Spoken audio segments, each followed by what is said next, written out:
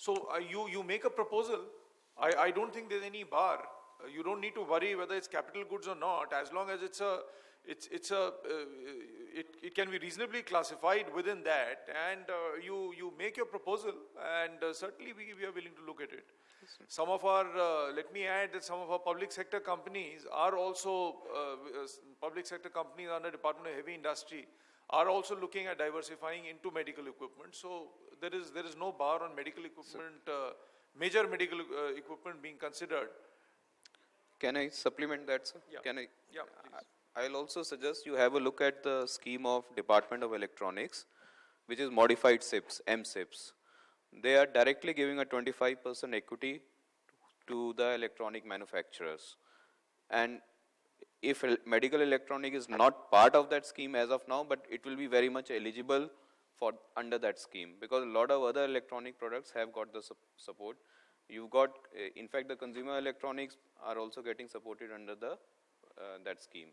So perhaps that's a more appropriate scheme, and it is already in existence. They have already dispersed a lot of money for other electronic products. IT electronics, I'm fully aware, they have dispersed around 7,000 crores for IT electronic products. Similarly, they are doing for telecom and other electronic categories. So maybe that ministry may be more relevant for applying for your kind of equipments.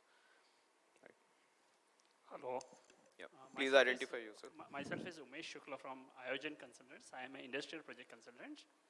And say here we have identified two machinery segments, plastic machinery segment and textile machinery segment. But equally there is a need for food processing machinery. A lot of food processing machinery is being imported from China, Turkey and Italy and other places.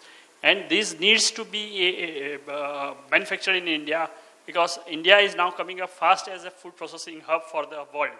So means this will have a lot of scope for the India, and like the textile upgradation fund, means there should be also upgradation fund machinery for the food processing machinery, because we are not upgrading our food processing machinery, and that is the reason why we are not able to export a large quantity of food manufactured from India. And food processing machinery is covered under the capital goods. Yeah, so means, that should be supported, which is manufactured in any place. Means, and food processing machinery clusters should be developed. So that is eligible under the current scheme. If it is eligible. Yeah, it's absolutely eligible. In fact, if it is a food processing machinery or any other kind of machinery, so under the 4-5 components of the scheme, it is very much eligible. Whether you want to develop a center of excellence or cluster development, those are very much eligible. And DHI is looking for such proposals.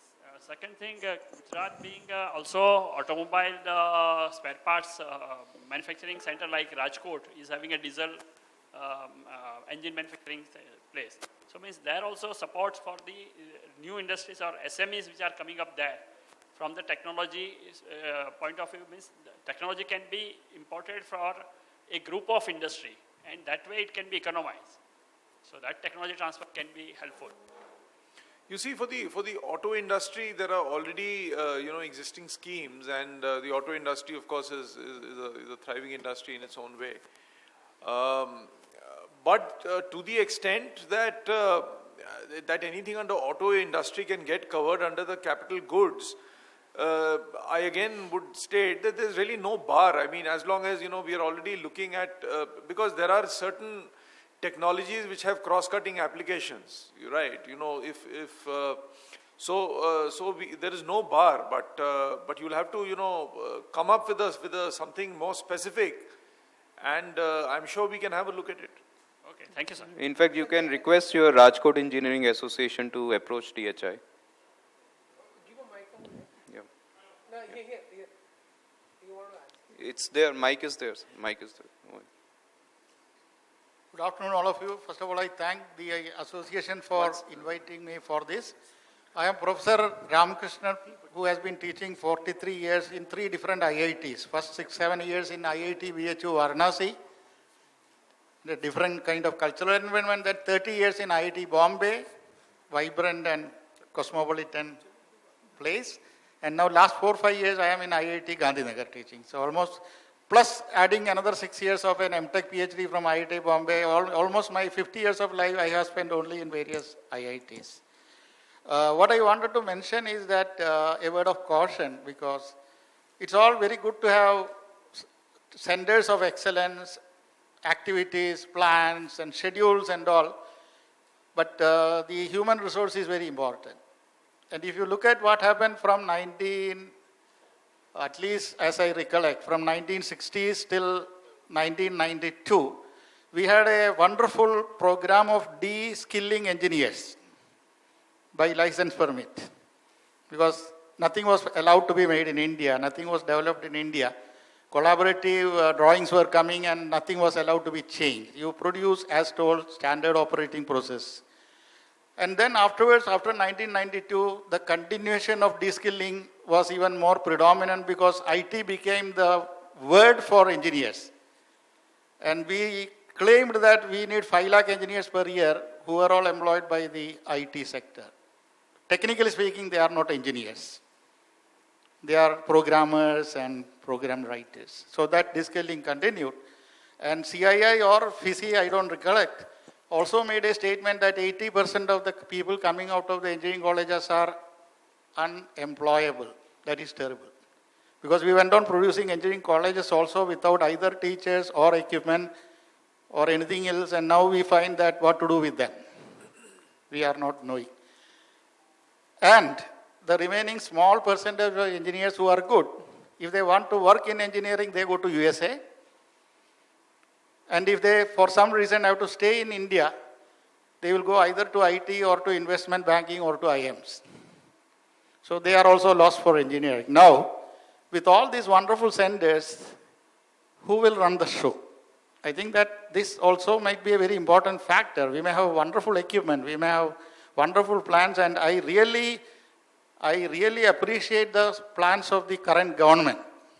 The schemes are super, wonderful, but the implementation angle. Thank you. Thank you. Should we take another question, sir? Since I'm little involved with the technology development through the government, ICT and equivalent, let me just answer to you that India currently is on an undergrad development for job creation is the attitude that we had. Not that our guys are getting into engineering college to become an engineer. Insecure life to be converted into secured life is what is the engineering college all about. And that's why we created it, it's the way it's running right now. So the way we need to be transiting is to convert them into research institutes. So the importance given by the IITs or the NITs, RECs, and A category engineering colleges of the country was only for undergrad. Now they're shifting into grad. And I'm sure being an IITian, you are aware of that. In IIT Bombay, your own alma mater, what's the percentage shift which has happened in the past 5 years? Today they've got 800 students who are doing PhD over there. So that's a movement we are already started. Give time for it. Here's the country where there is a Prime Minister's scholarship available for 100 candidates per year, where till last year, the first, it started in 2011, 3 years we passed and the 4th year is now starting, 60,000 rupees per annum is a research scholarship. It's a little more than the salary paid to IAS officers when they join in the services. I'm talking about starting on. And a 5 lakh rupees is the corpus for them for the project work to be done.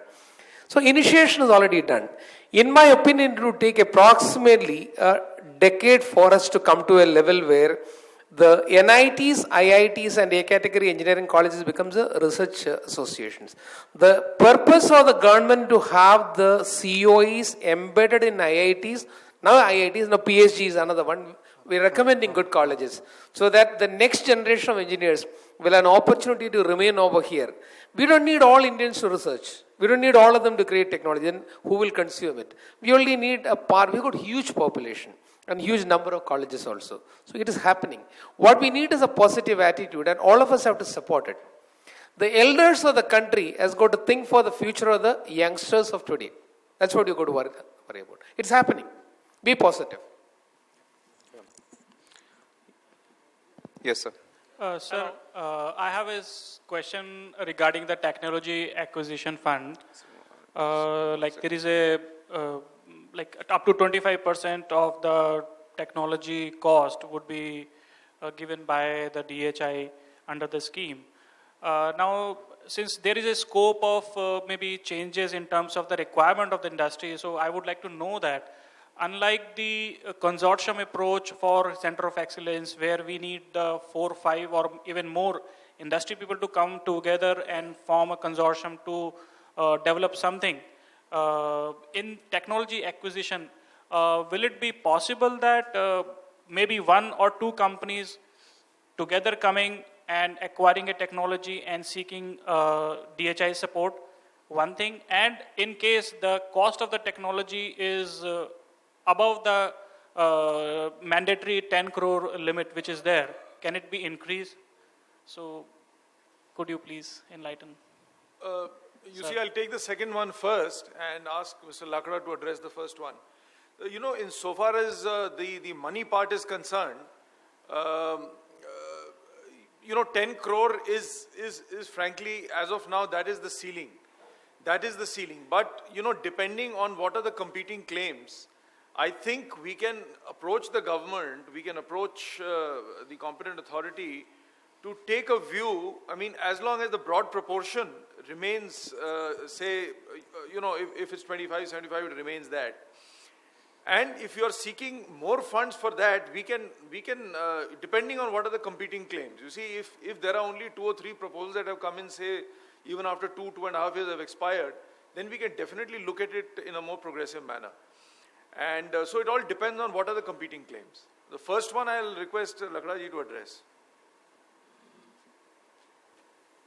Thank you, Sachin. First part, you said that whether any individual company comes or 1 or 2 company comes or in consortium comes.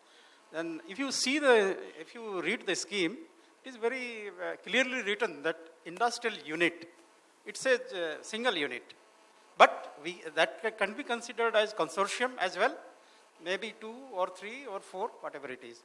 So it's very clear, it is amply clear. Thank you. So one important question I want to ask. A revolution of technology has come. If you see, stitchless shirts have already come. Considering garment industry, stitching is the area where more manpower is employed. Now, if such technology has been adopted in India, what will be the adverse effect on the manpower? Arrow brand has already launched stitchless shirt, which is available at 3